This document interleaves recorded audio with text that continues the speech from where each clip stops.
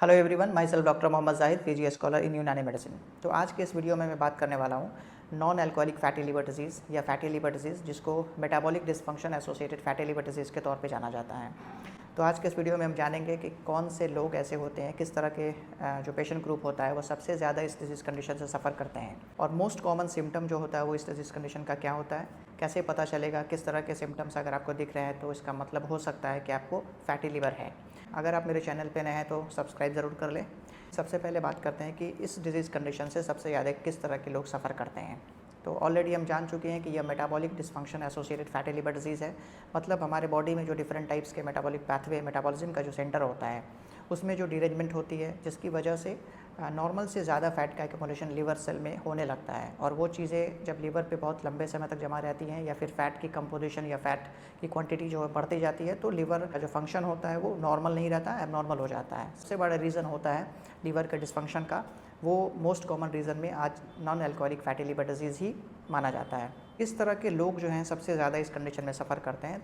सबसे नंबर 1 ये है वो ओबीज़ पेशेंट, कि पेट पे ज़्यादा फैट्स का एक्यूमुलेशन है और एब्डोमिनल ओबेसिटी की कंडीशन है। तो इस तरह के पेशेंट जो हैं वो सबसे ज़्यादा फैटी लिवर के कंडीशन से सफ़र करने के प्रोन होते हैं। दूसरा ग्रुप होता है जो मेटाबॉलिक डिसऑर्डर से अफेक्टेड होते हैं, लाइक इंसुलिन रेजिस्टेंस की कंडीशन हो, जैसे कि टाइप 2 डायबिटीज़ के जो पेशेंट होते हैं, या फिर सिस्टमिक हाइपरटेंशन, आपका जो ब्लड प्रेशर होता है वो बहुत ज़्यादा बढ़ा हुआ रहता है और जिसकी आप रेगुलर जो है मेडिकेशन भी ले रहे होते हैं for the control of blood pressure. तो इस तरह की कंडीशन से भी फैटी लिवर की कंडीशन जो है वो कोरिलेटेड होती है, जुड़ी हुई होती हैं।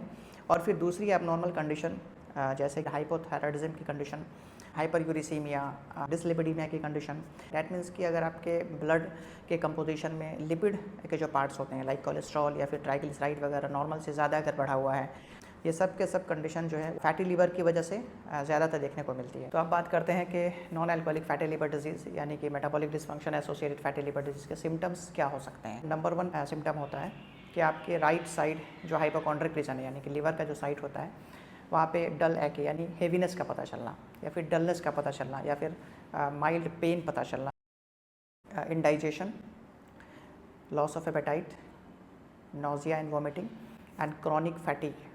ये मोस्ट कॉमनली ऐसे सिम्टम्स होते हैं जो आपको हमेशा पता चलेगा।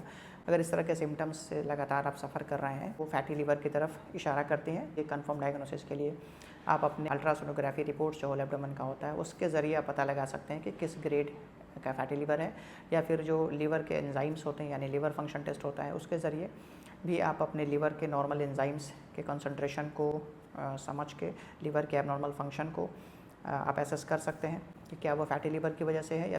Thanks for watching, and please subscribe to my YouTube channel for more videos and updates on this interesting medical topic.